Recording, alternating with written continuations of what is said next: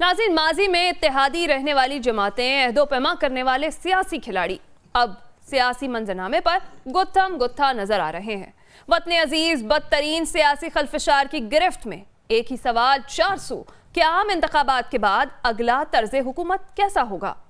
नाज़रीन, इंतखाबात अपनी फितरत में बहुत ही सितम परवर हुआ करते हैं कि अगर मुहिम जोई कामयाब रहे, मुक़द्दर का सितारा चमक उठे तो कई स्टार्स रातों रात जन्म पाते हैं और सियासी करियर संवर जाते हैं। इसके बरक्स नाकामी एक ऐसा बोझ हुआ करती है कि जिसके मलबे तले से बच निकलने को बाज़ औक़ात इनफरादी काविशें भी कम पड़ जाती हैं। नाज़रीन, आज की बात यह है कि आम इंतखाबात करीब आते ही सियासी जमातों ने बलूचिस्तान को हदफ बना लिया। नवाज शरीफ को एहतसाब अदालत से एक और बड़ा रिलीफ मिल गया, जबकि बिलावल भुट्टो जरदारी का कहना है कि शहबाज शरीफ को वज़ीर आज़म बनाना वक्त की ज़रूरत थी। सवाल ये है कि माजी के इत्तेहादियों में बढ़ती हुई खलीज की वजह क्या है। प्रोग्राम के दूसरे हिस्से में हम बात करेंगे मुल्की कर्ज में होशुबा इजाफा, डॉलर की ऊंची उड़ान, रुपया परेशान, टैक्स चोरी को रोकना और सख्त इक़दामात वक्त की अहम ज़रूरत। FBR ने रिटेलर्स को टैक्स नेट में लाने का प्लान बना लिया। PIA सफ़ेद हाथी निजकारी नागुज़ीर हो गई। प्रोग्राम के आखिरी हिस्से में हम बात करेंगे गज़ा पर इसराइली जारियत का आज 35वां रोज़। गज़ा में हर जगह तबाही, बाग और मैदान भी कब्रिस्तानों में तब्दील। निगरान वज़ीर आज़म अनवारुल हक काकड़ का कहना है कि इसराइल फ़िरौन के नक्श कदम पर है, जबकि अक़वाम मुत्तहिदा का कहना है कि इसराइल मगरबी किनारे मौजूद फ़लस्तीनियों को तहफ़्फ़ुज़ दे। इन तमाम टॉपिक्स पर आज हम बात करेंगे। हमारे साथ मौजूद होंगे नसीर वागा साहब, अजीज़ साहब, सलमान आबिद साहब और हमें ज्वाइन करेंगी याशफीन जमाल साहिबा।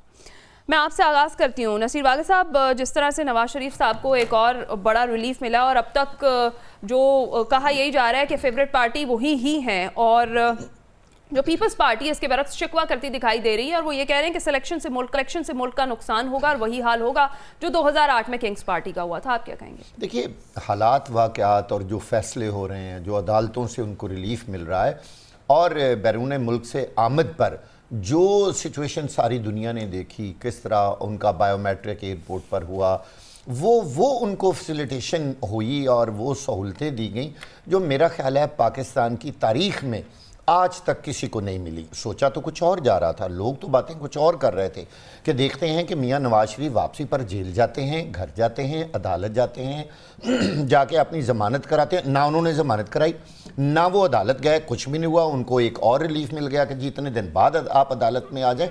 अच्छा, ऐसा कभी हुआ नहीं। इन हालात वाक़यात को देखते हुए लोगों ने यही समझा कि अब यही किंग्स पार्टी है और आने वाला दौर जो है वो मुस्लिम लीग नून का है। अब बात असल ये है कि अब देखना ये है कि मियां नवाज शरीफ इस सारी सूरत हाल को कैश कैसे करते हैं। अभी आपने जिक्र किया कि उनको जो रिलीफ मिला है एहतसाब अदालत ने, उनके सारे असासे और गाड़ियां वगैरह जो हैं उनको वापस करने का हुक्म जारी किया है, तो वो तो ज़ाहिर होना ही था। जब सारे इन्वेस्टिगेटिंग इदारे जिसमें नैब, एंटी करप्शन जो भी थे, वो सभी जब विदड्रॉ करते जा रहे हैं और वो बार बार अदालत में जाकर कहते हैं कि जी हमें कोई एतराज़ नहीं है, आप अगर इनको मुकदमे से ही खारिज कर दें, आप इनकी ज़मानतें कर दें, तो किसी अदालत ने यह भी तो पूछना था ना कि वो जिन्होंने इन पर केस बनाए थे जरा उन अफसरान को भी तो अदालत में लाया जाए ना। उस वक्त आप लोगों ने किस तरह केस बनाए थे। आप आज आपको एकदम ये बातें याद आ गई हैं और अब आपने ये कहना शुरू कर दिया।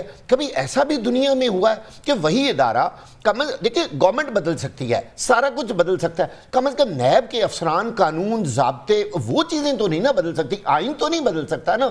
देखिए, यहाँ सारा कुछ ही बदल गया। जैसे नवाज शरीफ साहब वापस आए, वो कौन सी ऐसी गिद्दड़ सिंगी है, वो कौन सी ऐसी चीज़ है जिसने एकदम सारे निज़ाम को इस तरह की बजाय उल्टा फेरना शुरू कर दिया है और बहुत सारे रिलीफ जो हैं वो उनकी झोली में आ गिरे हैं। ये चीज़ें शक व शुबहात पैदा करती हैं और इन्हीं बातों की वजह से ही तो लोग इलेक्शन को भी मशकूक कहना शुरू हो गए हैं कि जी पता नहीं पहले से सारा कुछ तैयार शुदा है। मियां नवाज शरीफ साहब और नून लीग और फिर ये जो कुछ होता जा रहा है, ये लोगों को कबल अज़ वक्त चीज़ें क्यों नज़र आना शुरू हो गई हैं। ये इस मुल्क और ख़ास तौर पर जमहूरियत के लिए, आने वाले वक्त के लिए, इस पूरी दुनिया में पाकिस्तान के रहने के लिए और इसके पूरे सेटअप के लिए ये चीज़ें ठीक नहीं हैं। इस तरीके से पूरी दुनिया में जो शक व शुबहात पैदा हो रहे हैं, हमारी फिर वही अनसर्टेनिटी होगी। सही है। उसी तरह ही फिर हमारी खराबी होती जाएगी। फिर कहते हैं जी कर्ज आ गया है, फलाना आ गया। तो ये वो बातें हैं जो नहीं होनी चाहिए। रूल ऑफ लॉ, آپ کے لیے، میرے لیے، رضی صاحب کے لیے ایک ہی قانون ہونا چاہیے. اور آج میرے خلاف FIR ہو گئی ہے اور مجھے ہتھ کڑی لگ گئی ہے، اگلے ہی دن وہی پولیس، وہی تھانہ، وہی کچہری، وہی عدالت مجھے فوری طور پر رہا کر رہی ہے. بھئی یہ قانون، یہ کوئی مذاق تھوڑا ہے؟ یعنی پاکستان کے اندر اس طرح کے سارے کام مذاق کے طور پر ہو رہے ہیں اور جو نہیں ہونا چاہیے.